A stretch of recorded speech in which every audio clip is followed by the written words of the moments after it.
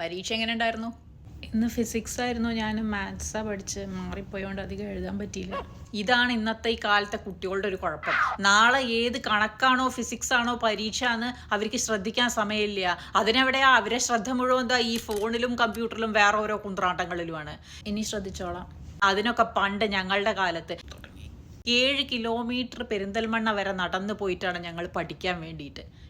വിഭവസമൃദ്ധമായ ഭക്ഷണമൊന്നുമില്ല. ആകെ ഒരു ഷർട്ടും ട്രൗസറും ഉണ്ടാവൂ.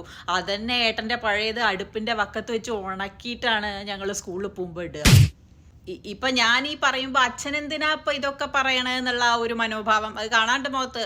അതിനൊരു പഴഞ്ചൊല്ല് പറയും പണ്ടുള്ളവരൊക്കെ, നെയ്യേറിയാൽ അമൃതും വിഷം എന്നുള്ള മാതിരി. അതൊക്കെ വെറുതെ എല്ലാവരൊന്നും ഇത് പറയണത്. എല്ലാ കാലത്തും ഇതൊന്നും പറഞ്ഞുതരാൻ അച്ഛൻ ഉണ്ടായിക്കൊള്ളണം എന്നില്ല. അച്ഛാ ബസ് പോയി, ഒന്ന് വണ്ടിയിൽ കൊണ്ടേക്ക് തരുമോ? അപ്പം എന്തേ ഒരു 2 മിനിറ്റ് നേരത്തെ നീറ്റാ? ഇതൊക്കെയാണ് ഇന്നത്തെ കാലത്തെ കുട്ടികളുടെ പ്രശ്നം.